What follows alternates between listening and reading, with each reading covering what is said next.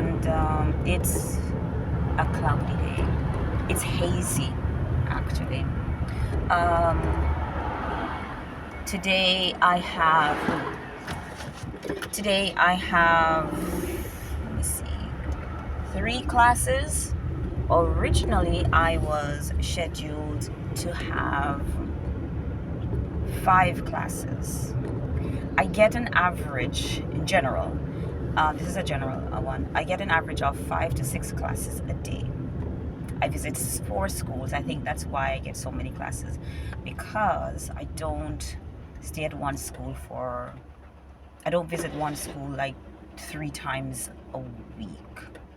So they try to get as much out of me as possible. I don't like that, to be honest. I don't want to be teaching 6 classes a day because I'm tired. And at one of my schools, I have to have lunch with the kids. So imagine that I have 6 classes at that school, which would be all the teaching periods, and then I have to spend about 40 minutes or so with the students, eating with the students. I like to eating is a time for me to relax, to eat slowly and just enjoy, you know. If I choose to enjoy it with friends, enjoy it with friends. But I'm so comfortable going to a restaurant by myself and eating, to show you that I am comfortable eating in silence. In other words, just enjoying the meal, not interacting with anyone or anything like that. So I would love, it would be so nice if I could just have my lunch in the staff room and not have to worry about trying to engage in conversation, especially one where I'm not easily understood. Now, don't get me wrong, I am enjoying the lunches with the kids. It's not, I mean, I've had worse experiences where it's like pulling teeth. You're trying to engage the kids in conversation, because really sitting there in silence, eating with them, while they may have certain conversations, they're looking at you. Some look like they want to speak with you. Others are like, please don't talk to me. Sort of, reaction you're seeing from them. And that just makes makes me feel uncomfortable. So with these kids, these elementary kids, I actually do enjoy it. I can ask them questions, and I do sometimes use Japanese because I am not trying to push myself. I do that in the classroom. I would like to relax, and so sometimes I'll throw in some Japanese, make it easier for them, because I think they want to be relaxed. They want to have fun. If they're going to talk with me, they want to feel relaxed. And not, oh, she's speaking to me in English. I don't understand English. And then some of them may not want to speak with me. So it's been fine. I just prefer to have my lunch quietly, or to use my time to go run some errands, which I'm not allowed to do, I found out. Yes. Even if I'm moving from one school to the next, during that time that I'm moving from one school to the next, I'm not allowed to stop and do anything. Can't stop at the convenience store to grab something. Nothing like that. I'm gonna ask them why that is. I have an idea. I think I know why. Maybe it's actually in the rule book. I'm not sure. But when I was told, I was like, okay, I'm an adult. But yeah, that's the rule. What else? This is mainly for those who are cat lovers or animal lovers, and so I think I did. I live in an apartment that does not allow pets. The complex does have some pet-friendly apartments, but they are far from where I want to be. Like if I were to move in one of them, it would be so far away from the places I need to be close to, including my job. And I'm already driving about 40 plus minutes from my home to my schools. And that's long enough for me. I don't mind. I like driving. So it's not such a bad thing, but it would be nice if it weren't so far. Anyway, and of course, to get to my Kingdom Hall, it would be it would be maybe an hour or sorry, or so. So my location, I chose the location because it was ideal. It was, to get the best of both worlds, it is ideal, and I chose it for that reason. So the option of staying within the complex that I'm in, meaning the company, renting through them, and going to their one and only pet friendly apartment is just not going to work for me. I'm checking other things, and because I really want to either adopt my own cat or foster a cat or cats. I would rather be in a pet friendly apartment. I'm not going to sneak a pet into my apartment. I don't think that's right, and I certainly would not want to put myself in jeopardy of being evicted or anything like that. I would like to have permission to have a pet so that I can put my cat's tower or whatever by the window, and my cat can look up without my being caught, having a pet. And so I'm really thinking about it. I haven't decided really if I'm going to adopt a cat, but I think I really would like to foster. And that would be, if I foster, at least that would give me the opportunity of having a cat without the long-term responsibility. Because in getting a cat, I have to have some things in place. I mean, even before I left Jamaica, I was thinking, oh, I think I want to get a cat. After fostering my beautiful, turning your world upside down cats, I realized that, you know what, I miss having cats. And so I started doing some research, reaching out to people in Japan, asking them questions about the average cost of having a cat, and about pet insurance. And my calculation, I can't remember what it is now. I'd have to go through the books. But I need to have a certain amount of funds available, and decide whether I want to get cat insurance or not. What are the benefits of having cat insurance? Is it worth it? I mean, there are two different schools of thought on this. Some people are like, it's not worth it because sometimes you don't even use it. But then, of course, if there's an emergency, if you have the insurance, it certainly will help, right? Other people say they just put some money aside. They just put money aside that would have gone to the insurance. They just have money set aside. So if there is an emergency, they have it. I don't know if that's worth it either, because I guess for regular vet care, it's not a bad idea putting money aside. But if there's an emergency, an expensive emergency, it's certainly maybe beneficial to have pet insurance. Yeah. So I'm trying to see if the lighting is better this way. So I don't know yet, but considering there are lots of options here in Japan. In Jamaica, I think we have 2 insurance companies. I think I've noticed 2 that offer pet insurance in Jamaica. So my Jamaican peeps in my different Facebook groups, cat groups, pet groups, some of them know about it because I came across 1 or 2 and I shared it, and other persons have shared also. But yeah, pet care. I remember growing up and it wasn't so expensive. I mean, it was a little pricey for me when I was like, I started working and I had cats, and every time I got paid and was happy, my cat had some issue and I had to take her to the vet. I'm like, seriously, I just got paid and I'm happy, and here you are showing some sort of illness and I have to take you to the vet. That just happens every time I get some money. Boom. Even with my foster cats, it's like, what happened to you? I have to take you to the vet now, right? So that can happen, but I think I need to, it would be wise for me to have, let's just say, have pet insurance, and make sure, whatever, if I do own a cat, I need to make sure the cat or cats, pair would be nice, but not necessary, that the cat would have is up to date on all its medical, vaccine, whatever requirements, so that if I had to leave Japan and go back to Jamaica, where they have very strict rules on importing animals, that my cat is up to date on everything. Now, Japan is also very strict. And so, you know, if I follow with what needs to be done in Japan, I should be able to take my pet into Jamaica without much of a problem, I think.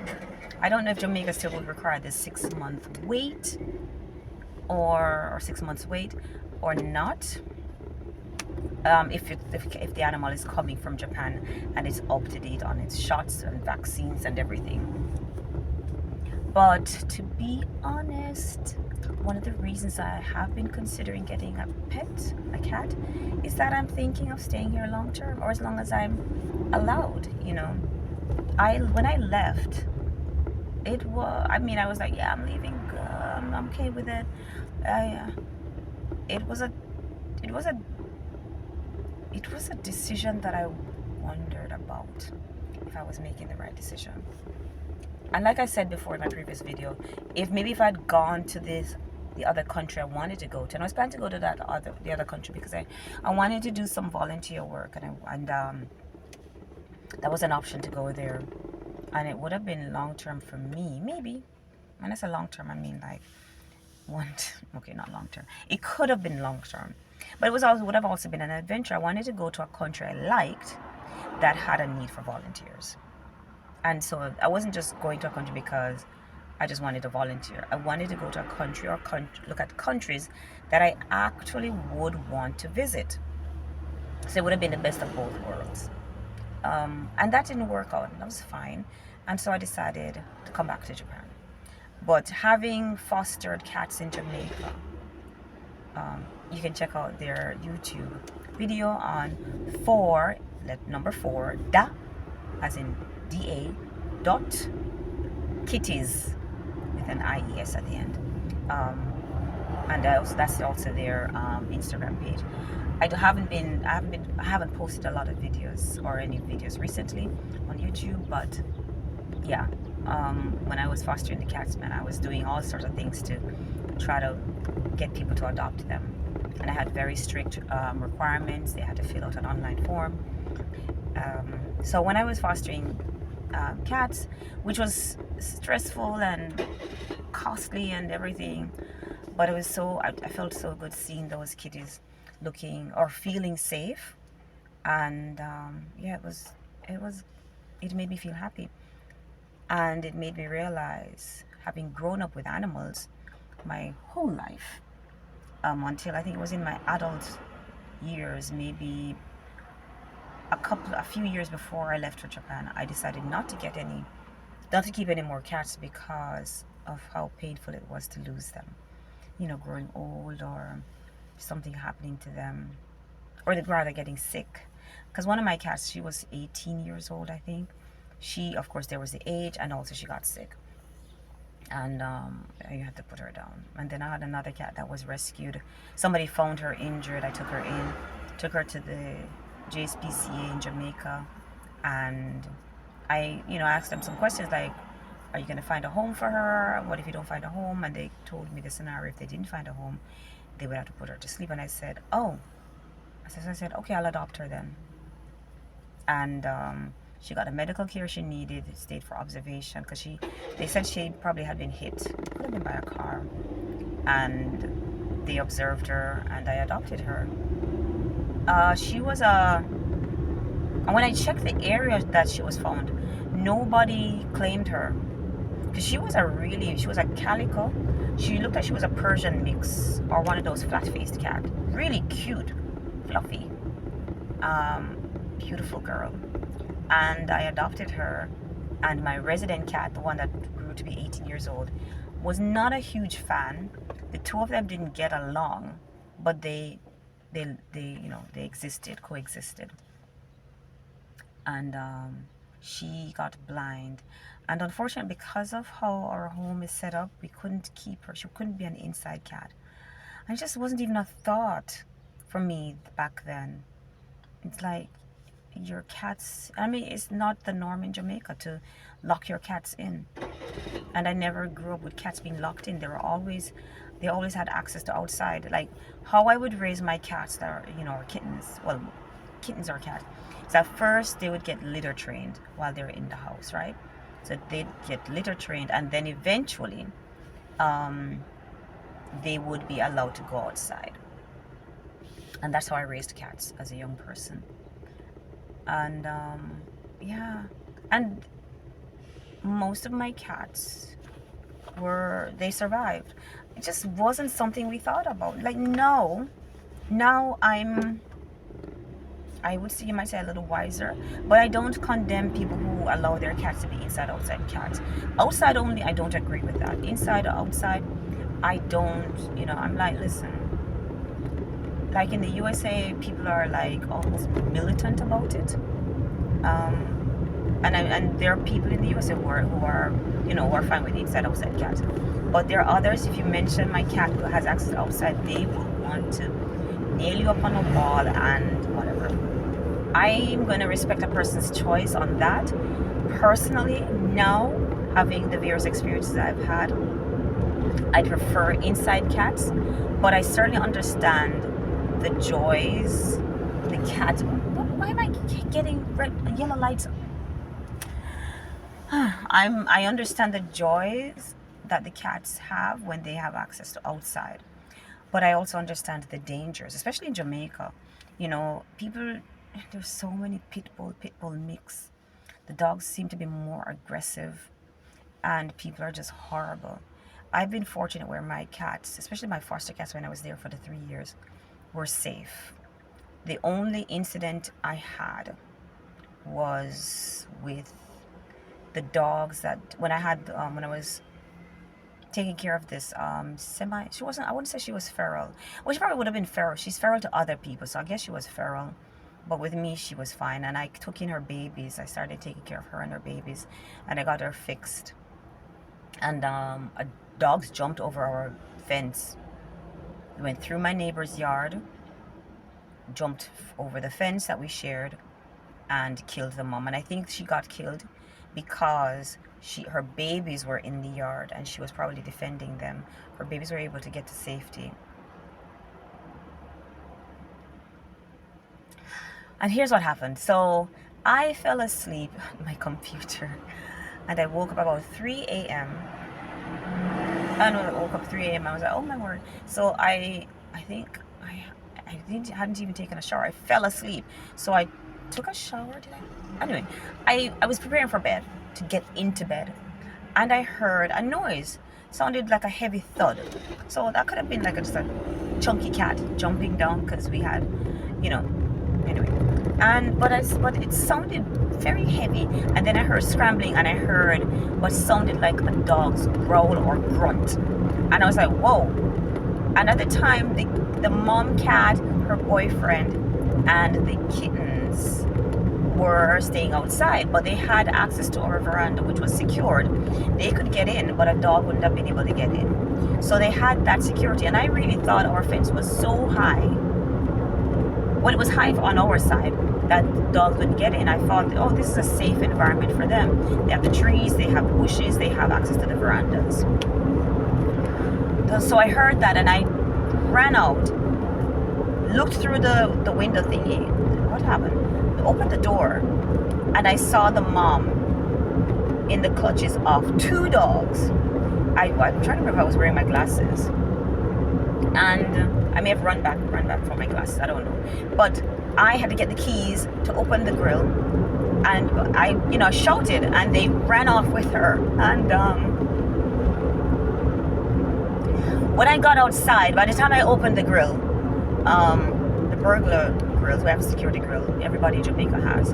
By the time I opened it, they were at the side of the house, and I realized that no, she's not even fighting anymore. And by the time I got to them, they moved again, and by the time I got to them, I knew she was dead. These dogs are trying to do more than just attack her. And they stopped, and there was no corner because where they ran to, they couldn't jump over the fence. They stopped and one of them started running towards me, and I'm like, this is like 4 a.m. in the morning in Jamaica. You don't come out of your house at 4 a.m. or 3 a.m. as a woman, especially. You don't do that.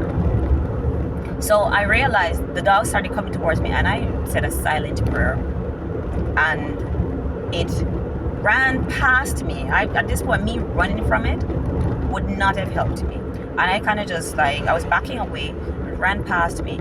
I guess it realized that if it went around to the back, it would have been harder for it to jump the fence because it was much higher than, sorry. And then I saw it look towards the back, and then we were by the side of the house, and it jumped, and I was that shocked. I was like, oh my word, they can jump the fence. And then the other one came, and it did the same thing, and they left. I don't even know where they came from. But I told my neighbor the next morning that some dogs went through her yard, and I said, be careful, because she has a son. We had a small child in the yard, in our home. And I'm thinking, if those dogs had been aggressive, I don't even know what kind of dogs they were. Everything is a blur to me. Everything is a blur. I just remembered her color. I remember one dog was lighter in color. Maybe it could have been white or light brown. The other one was dark or black. And I feel like Jehovah just kind of blurred everything for me, because all I remember are colors. Anyway, she was dead. I didn't even go back to sleep. I found her babies. One was in the tree in our yard, and the other one was on the fence and up on a neighbor's roof. And her boyfriend was also on the roof, and they were all traumatized. And I saw fur where she was attacked and everything. And the babies were just traumatized for a few days. I buried her, and her boyfriend took over the role of being protective of the babies. So the routine of she would have a routine where the kittens would go out. She would supervise them playing in the front of the yard, and then she'd call them and come around. That was after breakfast they would do that. There was a routine, and so they did the same thing. They went outside, played in the front. The boyfriend, whose name was Kit Kit. So the mom was called MC, which means mommy cat. I used to call her mommy cat, and it's MC for short, and that was what her name on her medical thing. And Kit Kit, he also got neutered. So they were spayed and neutered. The kittens had been long weaned and all of that. And so that was their routine. And I don't know what happened, but Kit disappeared. Couldn't find him. Asked my neighbors. One day my neighbor asked me if I found the cat. I said no, and she told me that there was a dead cat on my neighbor's roof.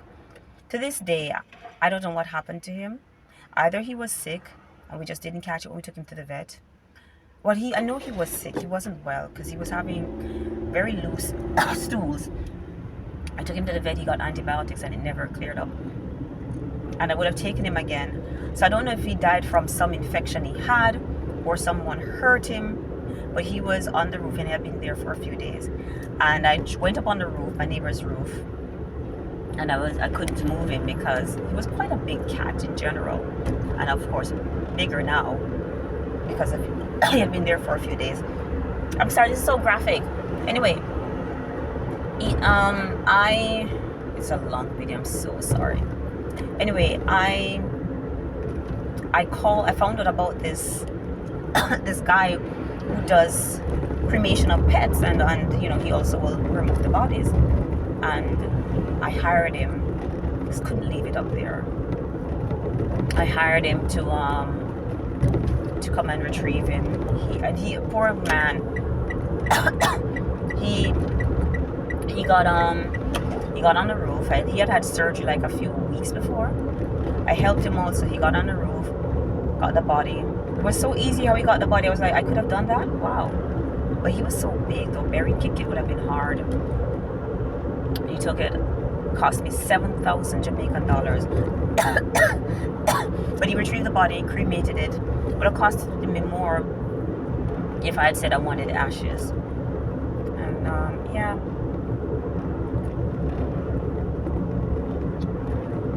Kit was a really nice cat. Whew. Really nice. He was such a very docile cat. Like, I mean, this cat was so docile. I've never seen a cat so So docile, scared, but docile and so nice. With kittens were safe around him. And after he got neutered, he was even milder and less scared of the other male cats. I was like, wow. So that was really sad for me. Raised those cats, found homes for them, and then I started just rescuing kittens. Like people would say, oh, there are these kittens, we need help. Nobody would help. I accepted them, took care of them, did more research, kept in touch with my vet to whatever home remedies I could use to help them. Would take them to the vet on a regular basis to get their vaccines. I ended up rescuing cats in between. Like there were some stray kittens that were loose somewhere in a community. I went and I got them. Didn't plan to keep them, couldn't.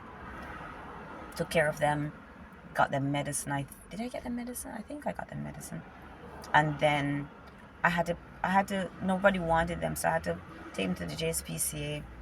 And to be honest, it was not a decision I wanted to make, but I couldn't take in more cats. I had at the time 3 cats I was caring for, the 2 cats that I was desperately trying to find homes for because I was supposed to leave for Japan.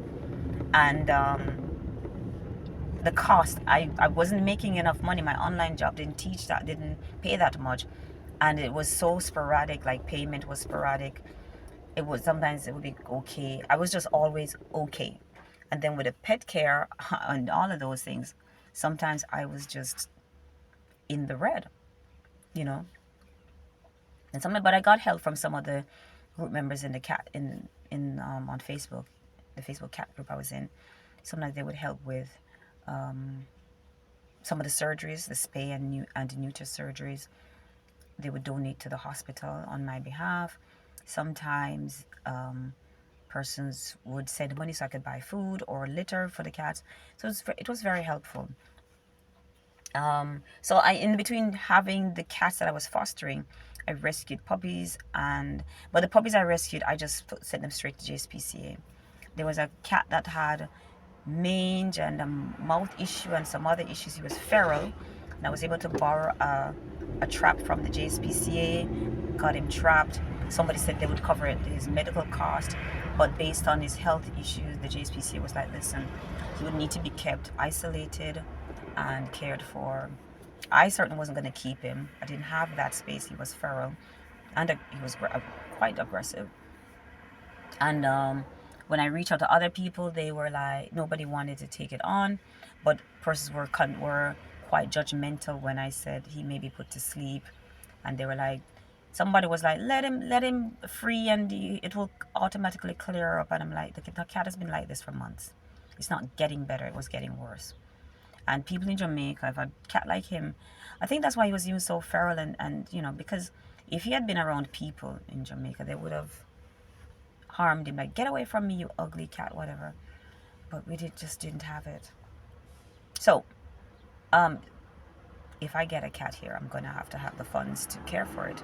That's my plan. Oh, how long have I been speaking? Almost 30 minutes. I'm just gonna go to the 30-minute mark. So anyway, I did the cat rescue.